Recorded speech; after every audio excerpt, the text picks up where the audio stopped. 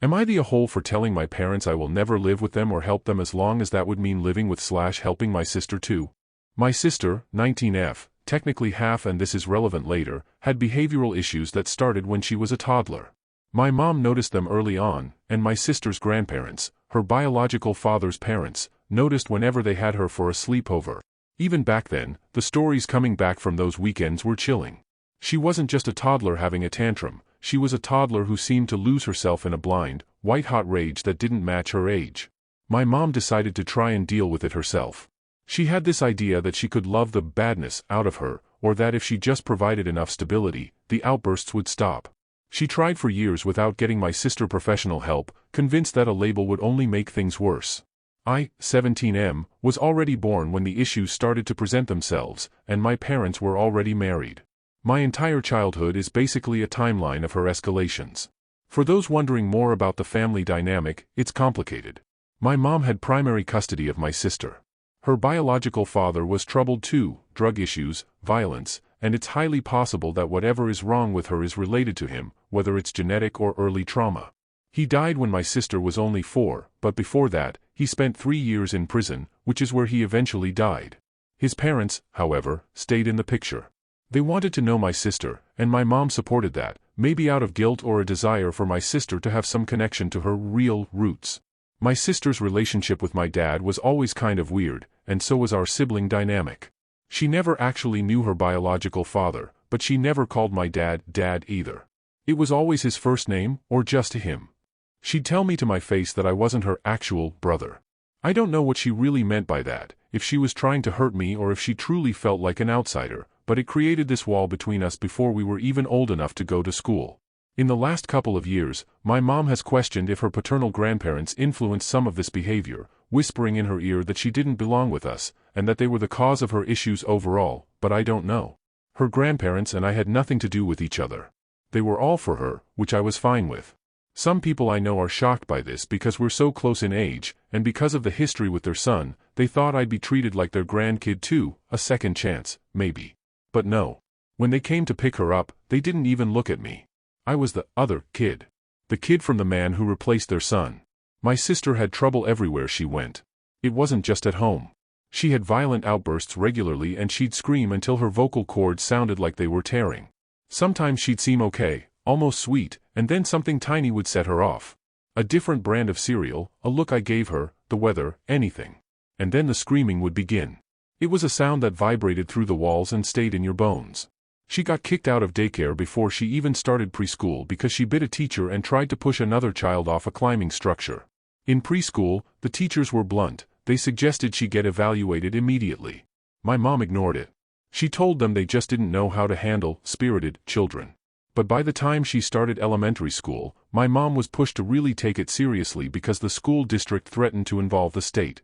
She was in the 1st grade before she finally got an official diagnosis. Her diagnosis changed a lot over the years, ODD, bipolar, borderline traits, DMDD, but she kept getting them just so she could have an IEP for school. It didn't help much. Classrooms had to be cleared out because of my sister's outbursts. Imagine being 6 years old and having to evacuate your room because a girl is throwing desks and screaming bloody murder. She hurt a couple of teachers in elementary school too, and by middle school, it was even worse. She was bigger, stronger, and more calculated. At home, she was violent to everyone. There was no safe person. For me, the easiest days were the days she went to stay with her grandparents. On those Friday nights, the house would go silent. I could actually breathe.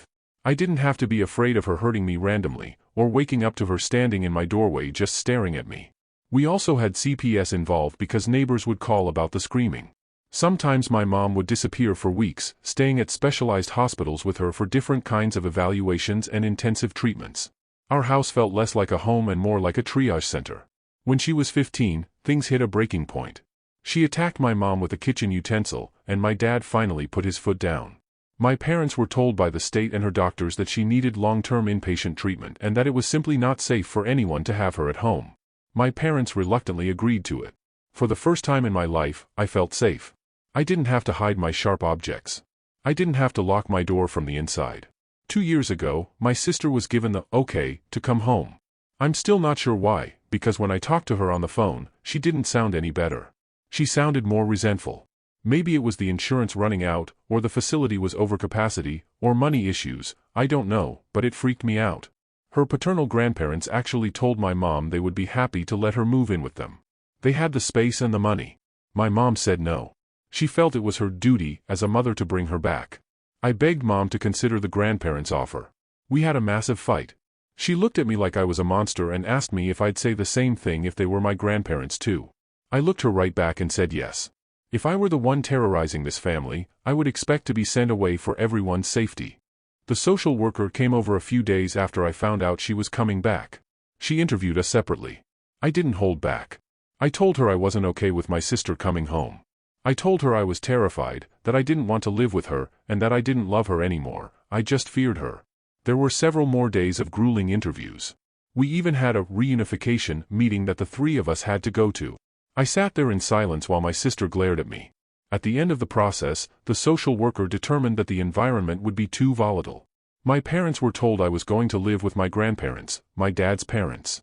My mom wasn't happy about it. She felt like I was splitting the family, but I told her I wanted this. I needed to survive. I have seen my sister exactly 5 times since she moved back in with our parents, and honestly, I think she's worse than before. She's bigger now, and she knows exactly what to say to twist the knife. She has this way of smiling right before she loses it that makes my skin crawl. I no longer go over to their house at all. It's too much of a trigger. Recently, my parents have been putting on the pressure. They've said she will always have a home with them, and they have asked me repeatedly to move back in. My mom called me last week, sounding exhausted. She told me they were having some serious money troubles, medical bills, property damage she's caused, lost work. She told me she knows I'll be graduating soon and that I have work lined up and plans that will make me very stable in the next year or two. Then came the real pitch. She told me if I moved back in, I could help with the bills, and we could all be a family again. I talked to my dad separately. He sounded broken. He told me they always wished for me to come home and that it would be good to have me there again. He said he missed me a lot. It hurt to hear, but I knew what home meant. It meant being a bodyguard, a bank, and a target. I actually sat down and wrote a long letter for them.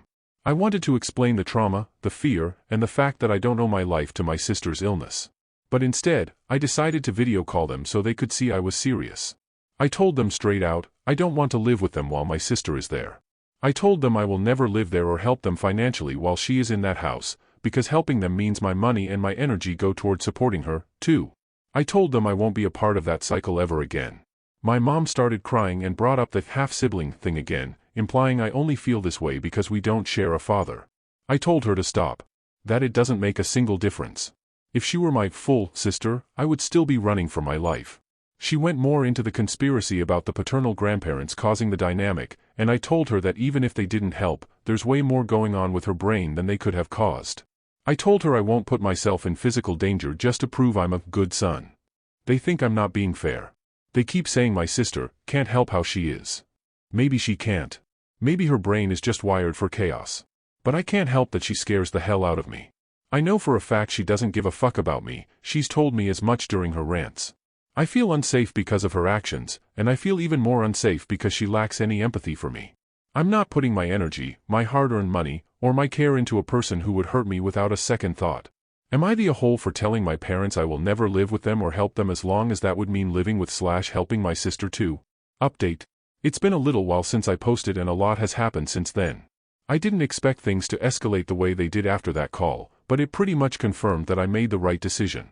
After I told my parents I wouldn't come back or help while my sister was there, things were quiet for a couple of days.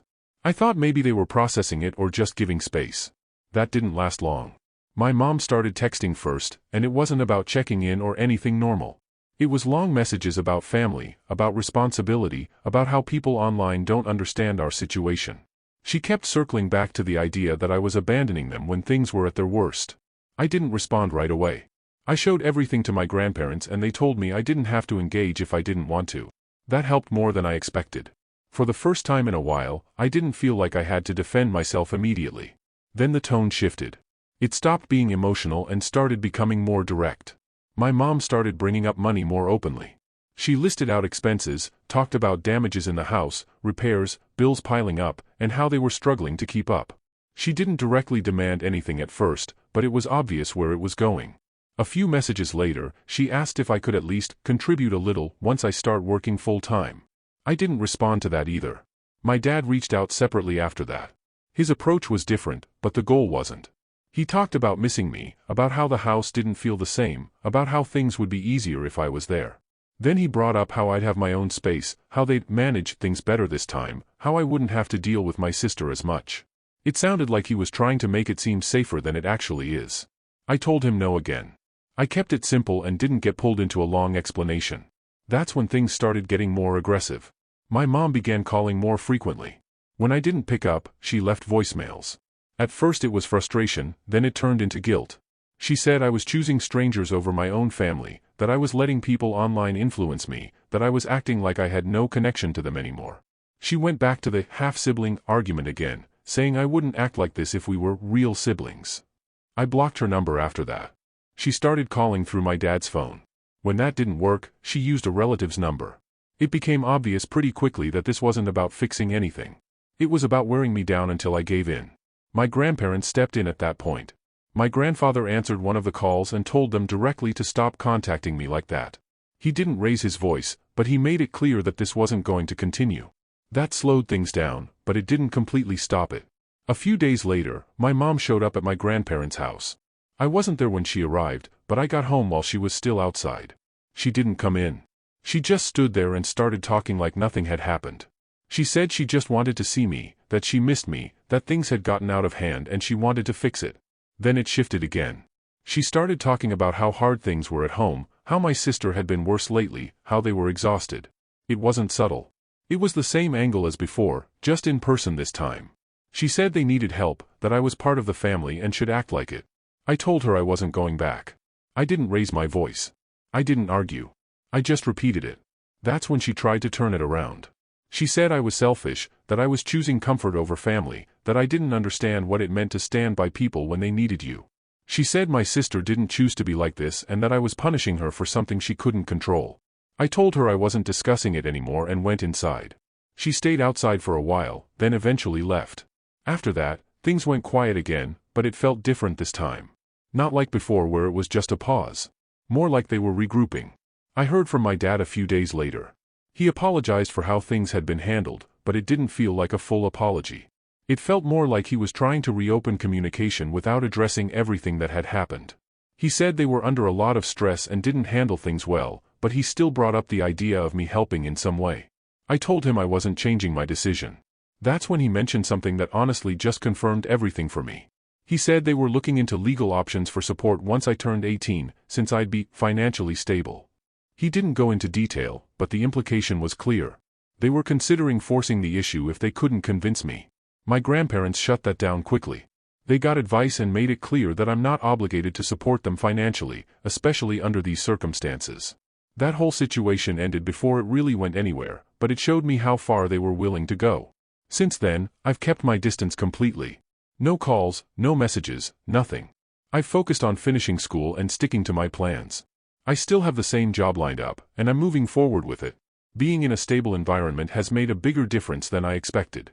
I don't feel on edge all the time. I don't have to think about where someone is in the house or what mood they're in. That alone is enough to know I'm doing the right thing. As for my sister, I haven't seen her again. I heard from a relative that things at home haven't improved. There have been more incidents, more damage, more issues with neighbors. None of that surprises me. I don't feel guilty about stepping away anymore. For a long time, I thought I had to be part of whatever was happening in that house because it was my family. That idea doesn't hold up when your safety is constantly at risk. There's a difference between supporting someone and putting yourself in harm's way, and I'm not doing the second one anymore. I'm not cutting my parents off forever, but things aren't going back to how they were. Not while my sister is there, and not while they keep trying to pull me back into that situation. I said I wouldn't bend on this, and I meant it.